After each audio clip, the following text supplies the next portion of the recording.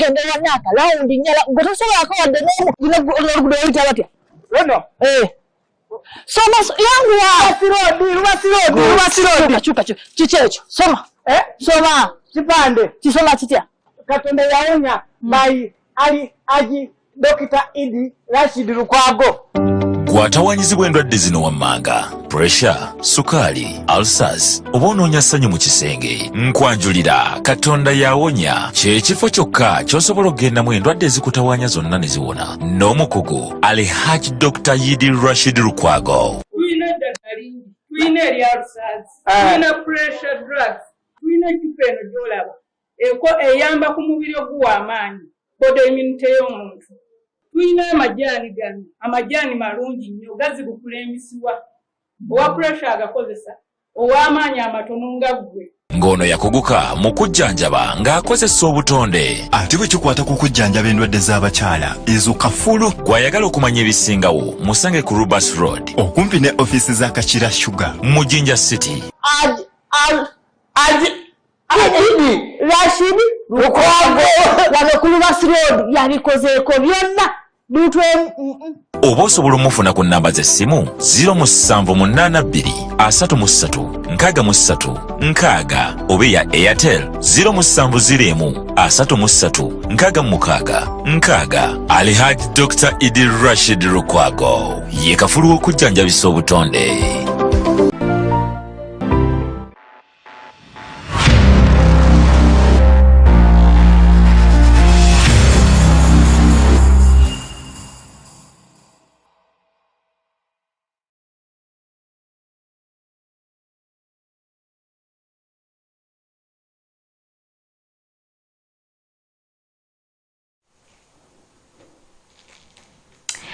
Good evening and welcome to your trusted source for the latest headlines. My name is Patience Brahma, bringing you breaking news, insightful analysis, and everything that you need to know to stay informed. From global developments to local analysis, we got you covered in the weekly roundup, today being a Friday, 12th September 2025. Let's dive into our top stories today. In Soroti District, emotions ran high this month as the nomination process for local council positions took a dramatic turn. One female aspirant was disqualified, sparking public outcry and raising questions about electoral integrity. Ms. Helen Aguaro, who was vying for the position of Workers' Councillor in Gweru Sub-County, was disqualified during the nomination exercise held at the Soroti District headquarters. According to the returning officer, Mr. Joseph Mukwaya, Aguaro submitted documents containing forged signatures, a violation that led to her immediate disqualification.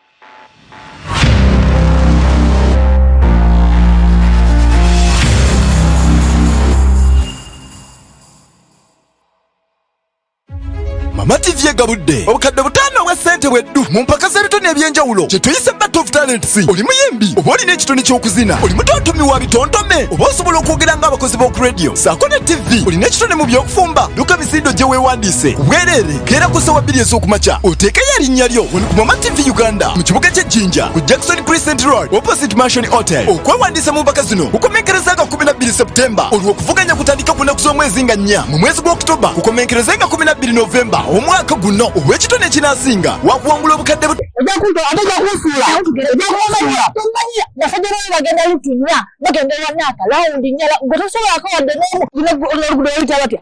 Luno. Soma yangu wa. Ruwasi Road. Chuka. Kiki ekyo? Soma. Soma. Kipande. Kisoma kitya? Katonda yawonya by Haji Dr. Idi Rashid Lukwago. Gwatawanyizibwa endwadde zino wammanga, pressure, sukaali, ulcers, oba onoonya ssanyu mu kisenge. Nkwanjulira Katonda yawonya ky'ekifo kyokka ky'osobola okgendamu endwadde ezikutawaanya zonna ne ziwona. N'omukugu Alhaji Dr. Tulina pressure drugs, tulina ecupa eno gy'olaba eyamba ku mubiri oguwa amaanyi, body immunity y'omuntu. Tulina amajaani gano, amajaani malungi nnyo gazibukula emisiwa. Owa pressure agakozesa, ow'amaanyi amatono nga ggwe. Ng'ono yakuguka mu kujjanjaba ng'akozesa obutonde. ate bwe kikwata ku kujjanjaba endwadde z'abakyala ezo kafulu. Gw'ayagala okumanya ebisingawo musange ku Rubas Road okumpi ne ofiisi za Kakira Sugar mu Jinja City.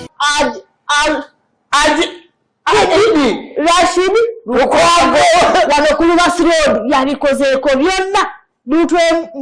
Oba osobola omufuna ku nnamba z'essimu 07333 oba eya Airtel 07013366. Alhaji Dr. Idi Rashid Lukwago ye kafulu w'okujjanjabisa obutonde.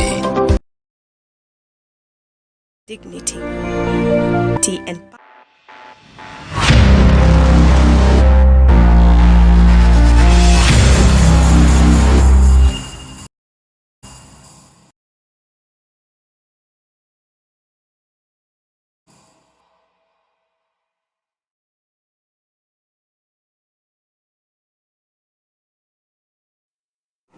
We apologize for the technical issues caused, but we do have a footage just to show the disqualified candidate.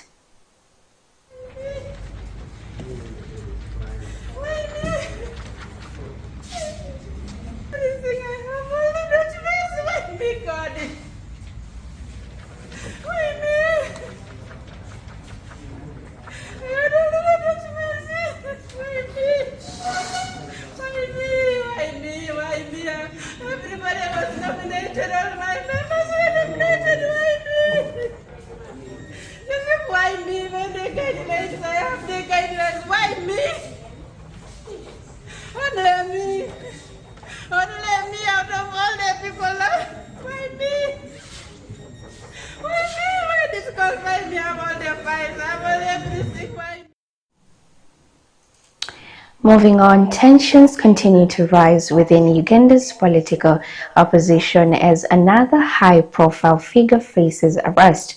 This week, Alex Waiswe Mufumbiro, the deputy spokesperson of the National Unity Platform, was dramatically detained outside Kawempe Magistrates Court. On Monday, September 8, 2025, Waiswe was reportedly, and I quote, violently grabbed by plainclothes military operatives and forced into a silver Toyota Noah.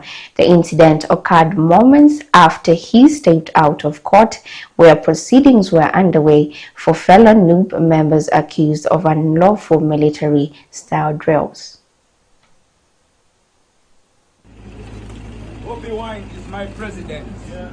Unless you kill me, I will say that forever and ever and ever.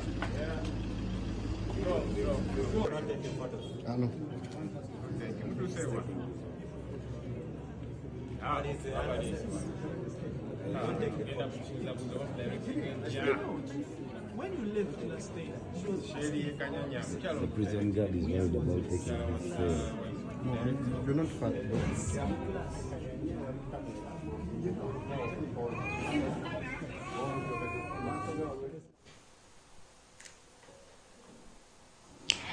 Moving on, shock and sorrow ripple through Mbale City following the sudden death of popular entertainer Jonathan Wanambwa, widely known as MC Gavin. The vibrant MC, known for hosting events at Oak Bar and energizing crowds across the region, was fatally stabbed in a domestic altercation on Tuesday night. According to police reports, the incident occurred at around 10 p.m. at Gavin's residence in Muyembe Cell, Maluku Ward Industrial Division. His girlfriend Geraldine Namono is alleged to have stabbed him during a heated confrontation. Eyewitnesses say Gavin tried to flee but collapsed outside his home, bleeding heavily. Neighbors rushed him to Mbale Regional Referral Hospital, where he was pronounced dead shortly after arrival.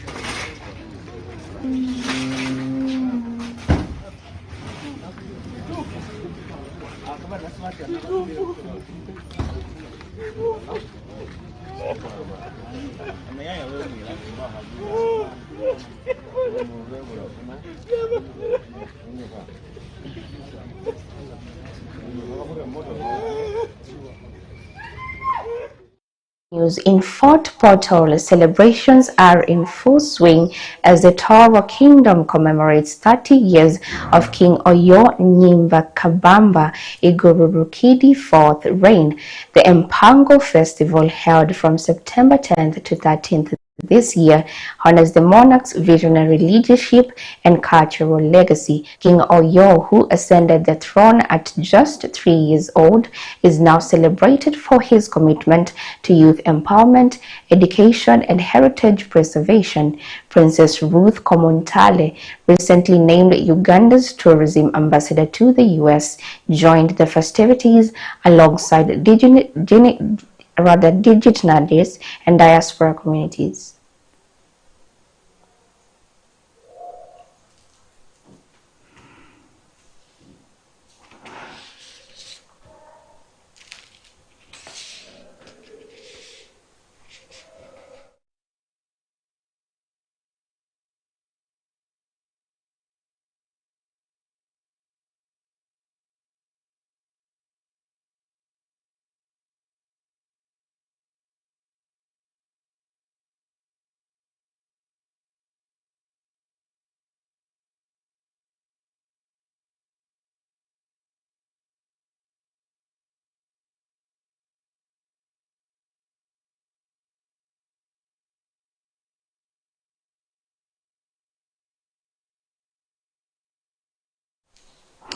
In Uganda,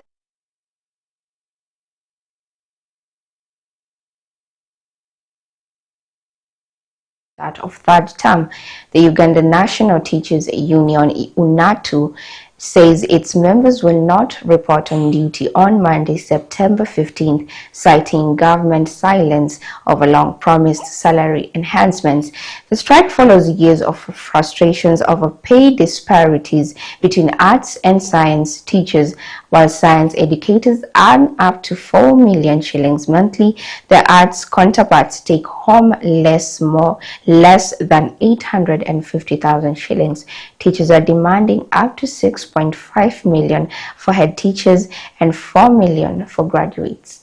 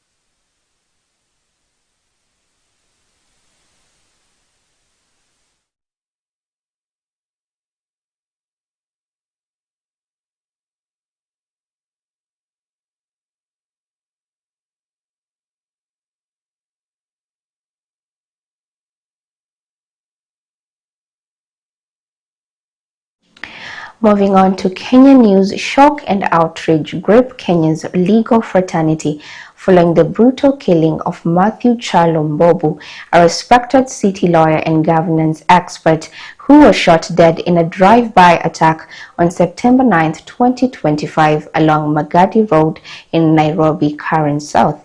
Mbobu, a former chairperson of the political party's Disputes Tribunal and lecturer at the University of Nairobi, was driving home when a gunman on a motorcycle pulled alongside his vehicle and opened fire. Witnesses say the assailant shattered the driver's window and shot Mbobu multiple times before fleeing the scene, causing traffic chaos near the Galleria Brook House stretch.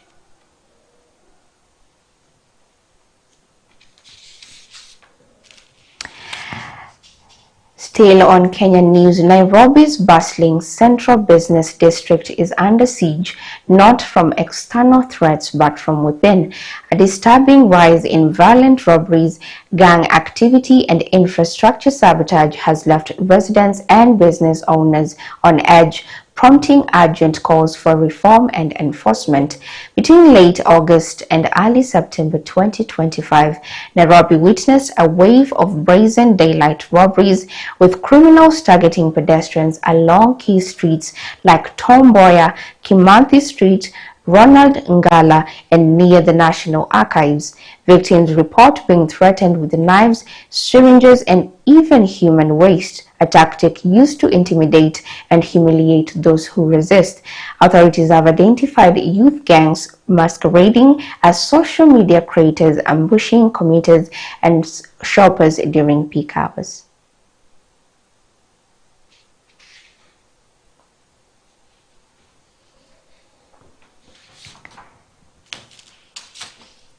We apologize for that technical issue. We'll be going on a short commercial break.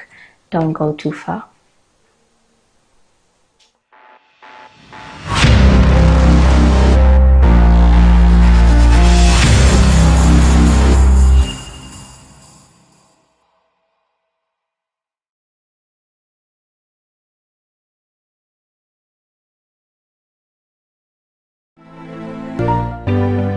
Ababone ba Mama TV amena nerobozi aninze tapsouja kabaka kakensa kabaka mbadde manyom nawo li kabaka sedi endonge mudo wana setu kabaka Samontanira kanabo kange mubutufu kamumpere ngenderayo enyo mwana omungambire Tinonfa Enderayo mwana omungambire tinonfa era nfa abana sika bagamba mboyimba lavu nego toyina la ani yakyogera like tuwa stories nyingi ngobera kukuba abantu bano wanabuyitawo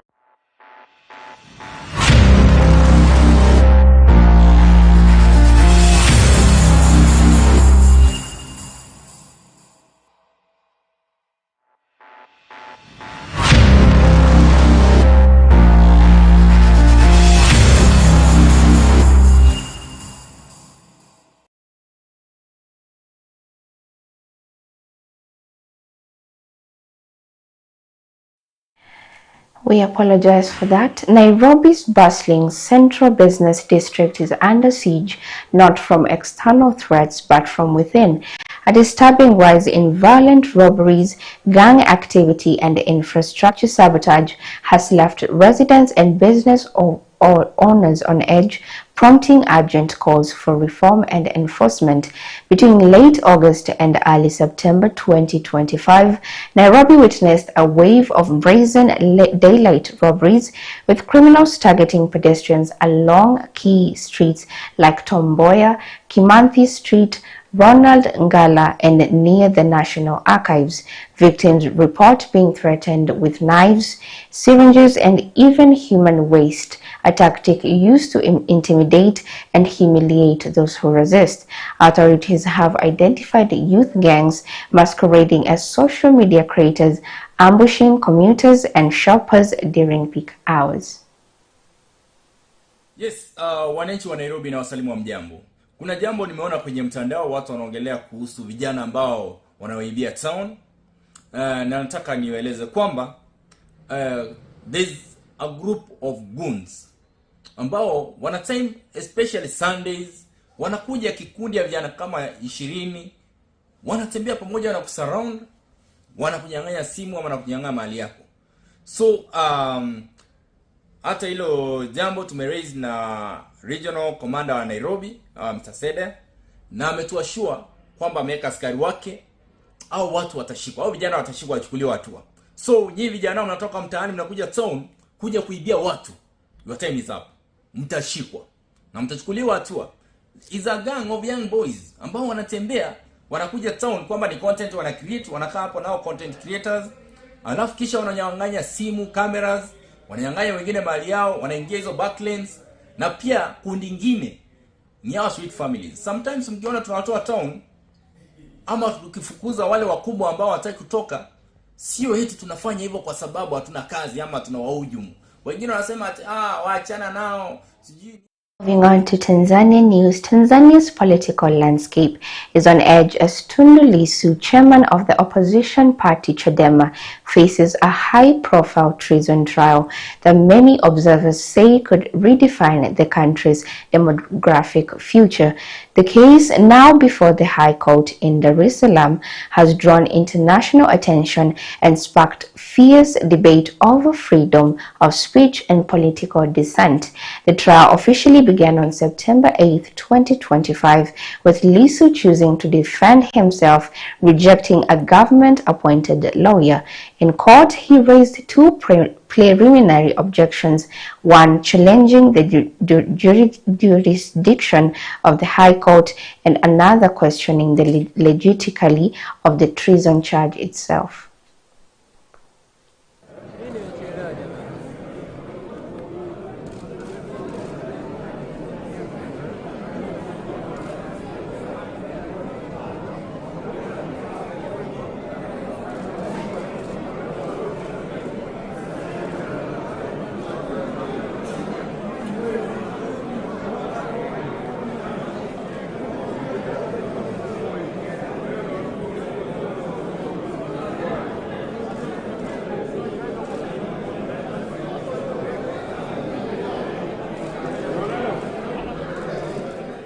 In a dramatic turn of events, South Sudan's first Vice President, Riek Machar, has been formally charged with murder, treason, and crimes against humanity following a deadly militia attack in Nasir County earlier this year.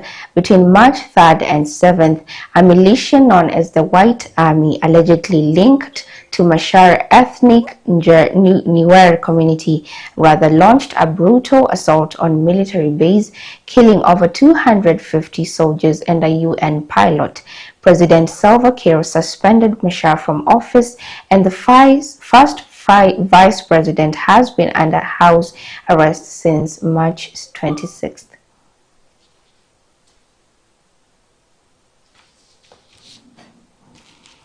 Moving on to international news, Nepal is gripped by its worst political crisis in decades as Gen Z-led protests over corruption and digital censorship spiral into deadly violence. The unrest has forced the resignation of Prime Minister KP Sharma Oli and President Ramchandra Patel, plunging the Himalayan nation into uncertainty. The protests erupt after the government imposed a ban on major social media platforms, triggering outrage among youth who accused the administration of corruption, nepotism, and authoritarianism. Demonstrators stormed and set fire to Parliament, the Supreme Court, and the Singhadurba Palace, Nepal's central administrative complex.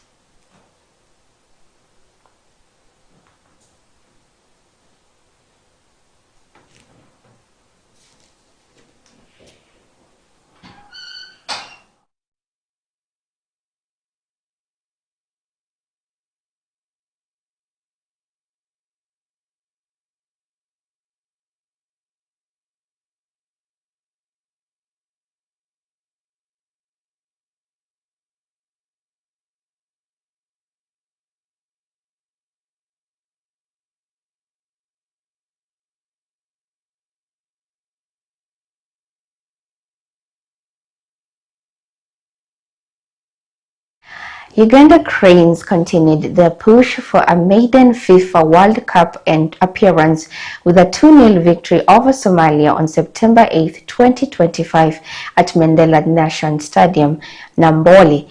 The match was part of the CAF Group G qualifiers for the 2026 World Cup. Alan Okello opened the scoring with a 6-minute penalty after Aziz Chayondo was fouled in the box. Jude Semugabi doubled the lead in the 39th minute, capitalizing on slack defending the tack-home Uganda's second. Despite a dominant first half, Uganda's performance dipped in the second with missed chances and a slower tempo. Still, the Cranes held firm defensively to secure all 3 points.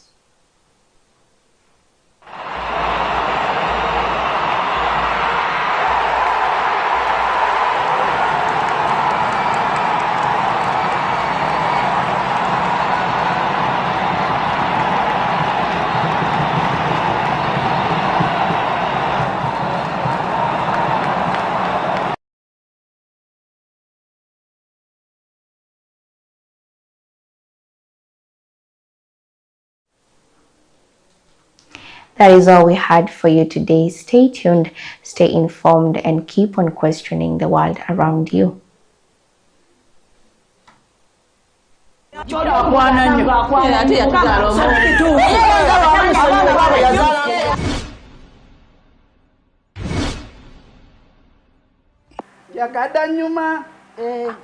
Akadanyuma kasa tokolanga kadanyuma nalina mwegomba kofigaye anti abantu mwena ab'omu Eastern abantu bawa yona busoga yona pasta mulokole atongoza olutambirwe nga mukaaga tutandika n'abantu be abe makanga omubuyende makanga musenta yes mwena mujje mwagire pasta mulokole tugenda kujjaawo then nga musanvu tugenda kujjaawo ku Grand Pass Garden yes bugembe jinja bugembe yes abantu be jinja mwena mujje ndonge genda kaba nyonya abayimbi bangi lukoba ku lukoba then nga 12 tuli kagumba mu kisaawa awo ya endonge kabe abantu beyo mwena mujje David Lutalo Juma Mulokole David Lutalo. Mama TV egabudde obukadde 5 obwa ssente bweddu mu mpaka z'ebitone ebyenjawulo kye tuyise Battle of Talents. Oli muyimbi oba olina ekitone ky'okuzina, oli mutontomi wa bitontome oba osobola okwogera ng'abakozi b'oku radio saako ne TV